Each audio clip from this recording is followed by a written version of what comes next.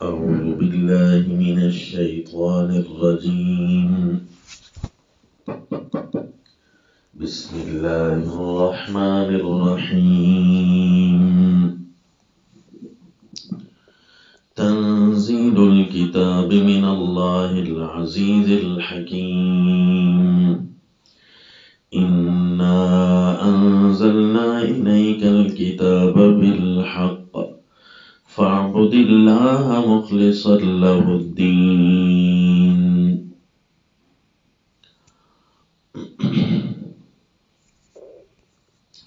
وصلی اللہ علی النبی الکریم.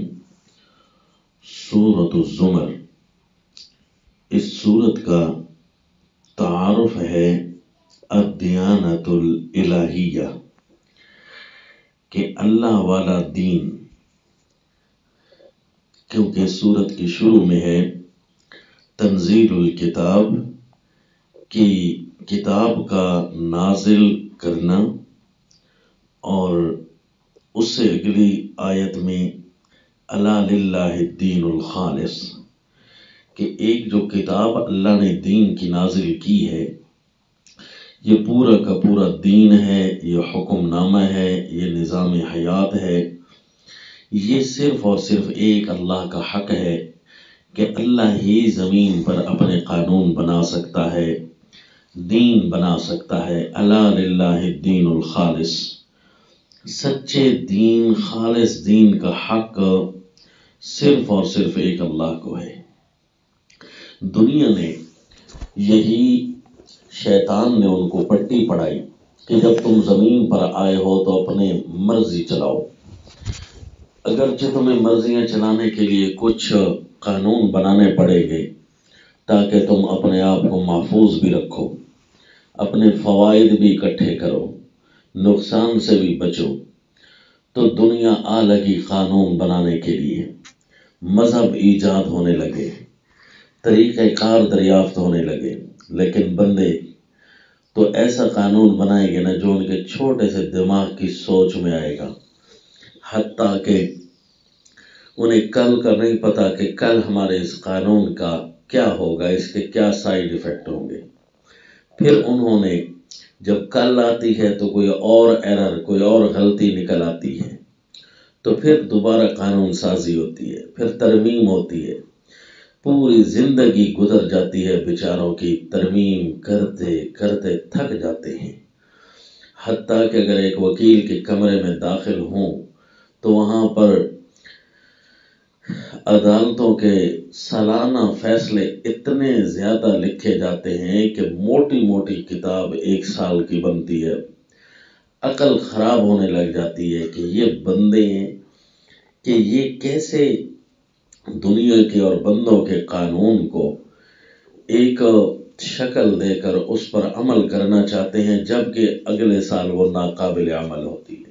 ایسی شک دریافت ہو جاتی ہے کہ جو پچھلے قانون کو ختم کر دیتی ہے، اس کی ترمیم کر دیتی ہے، اس میں نقص ڈھونڈنے لگ جاتی ہے. آئین ساز ادارے بنا کر تھک جاتے ہیں انسان، لیکن وجہ کہ ان کی ذہنی کمزوری ہے، کمزور ہیں، یہ پورا دریافت نہیں کر سکتے. قانون تو وہ بنائے جسے یہ پتہ ہو کہ کل کیا ہونا ہے، پھر اس فائدے اور نقصان کو کس طریقے سے ہم جمع کریں گے، کس طریقے سے ہم وہاں بیٹھیں گے اور کس طریقے سے ہم بولیں گے. تو اس وقت وہ قانون ایجاد ہو سکتا ہے. تو وہ ایک ذات صرف اور صرف اللہ کریم کی ہے جسے سب کچھ پتا ہے. بندوں کو تو کوئی پتہ نہیں، لہذا نہ کوئی دین بنا سکتا ہے اور نہ کوئی کسی کے پاس دین کا حق ہے. اب زمین پر لوگوں نے جو رکوع سجدے اور طواف کے بعد جو شرک کیا، وہ یہ کیا کہ اللہ کے مقابلے میں دین بنانے شروع کیے، قانون بنانے شروع کیے، چاہے ملکی قانون ہو، نظام حیات ہو. کیوں جی؟ کہ انہیں نہیں پتا تھا کہ زمین پر کیسے چلنا ہے، کیونکہ یہ انسان کی مشینری انہوں نے بنائی نہیں ہے، تو اس کا مینول کیسے منتخب کر سکتے ہیں. تو جب جس انسان کی مشین اللہ نے بنائی، زمین پوری کی مشینری اللہ کی ایجاد کردہ ہے، تو اللہ کو پتا ہے نا کہ اس مشین نے چلنا کیسے، اسے آپریٹ کیسے کرنا ہے، تو پھر ایک دین بنانے کا حق اللہ کو ہے۔ اس پوری صورت میں یہی چلے گا، اور اللہ تعالیٰ دلائل ارشاد فرمائیں گے اور اس پر قانون ہوں گے، اور اللہ کریم اس پہ ان لوگوں پر سرزنش کریں گے، ان لوگوں کو ڈانٹیں گے جو دنیا میں جھوٹے قانون بنا کر دنیا والوں کی تباہی کا باعث بنتے ہیں۔ اور کچھ کے واقعات بھی اللہ کریم یہاں سنائیں گے، بتائیں گے کہ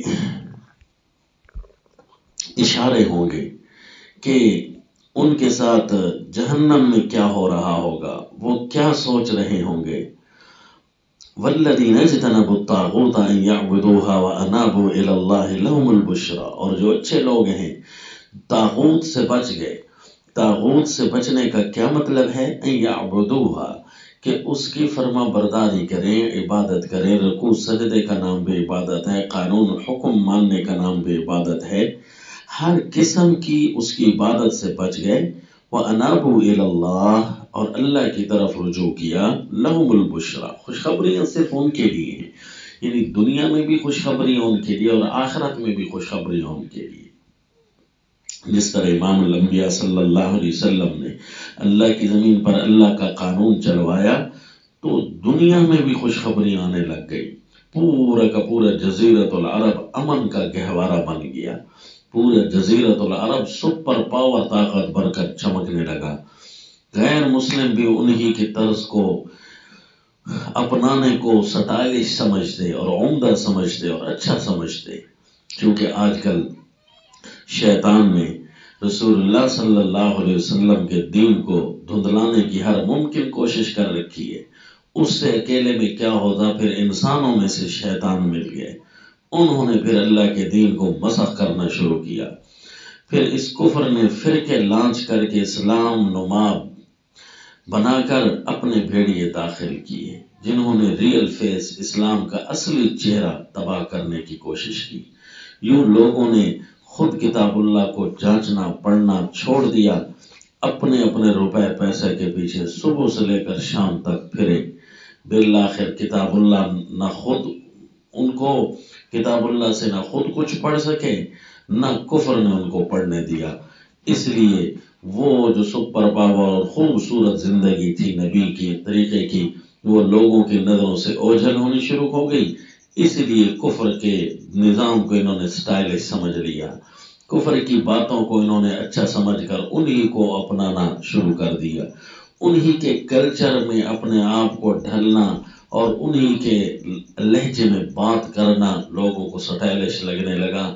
بالآخر اپنے آپ سے بھی ہاتھ دھو بیٹھے اور دوسروں کے بھی منگتے بنتے پھرتے رہے، اپنی بھی عزت نہ رہی، نہ باہر کی نہ اندر کی، کیونکہ انہوں نے جھوٹ کو ہی سٹائل بنانا شروع کر دیا، جبکہ یہ صورت کیا کہتی ہے کہ دین بنانے کا حق صرف اور صرف اللہ کو ہے۔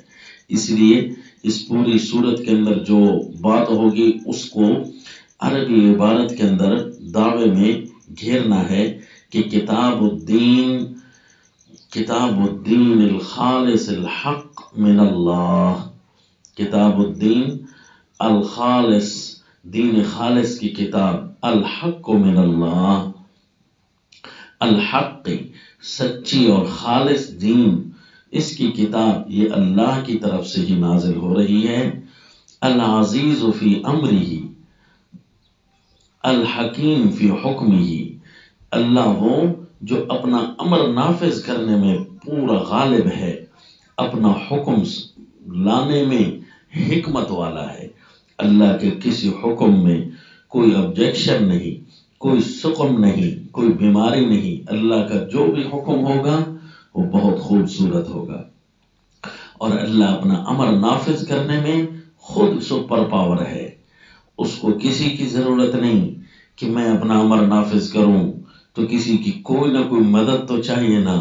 فرمایا نہیں، بندوں کو نقصان ہوگا اگر اللہ کے امر کی طرف نہیں آئیں گے، اللہ کے دین کی طرف نہیں آئیں گے، اللہ نے جو بنایا ہے قانون اس کی طرف نہیں آئیں گے، دنیا کے رسم و رواج اور دنیا کے اور کفر کے قانون مانیں گے تو اللہ عزیز اور غالب ہے، تباہ کرنا چاہے تو سب کو تباہ کر سکتا ہے، اور اللہ کے کسی حکم بنانے میں، کسی حکم کو لاگو کرنے میں کوئی پریشانی نہیں، کوئی نقصان نہیں، کیونکہ اللہ حکیم ذات ہے۔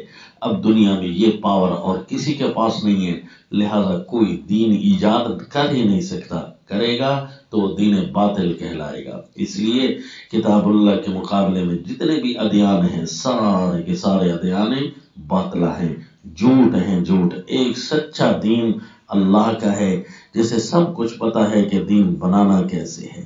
وما علینا الا البلاغ۔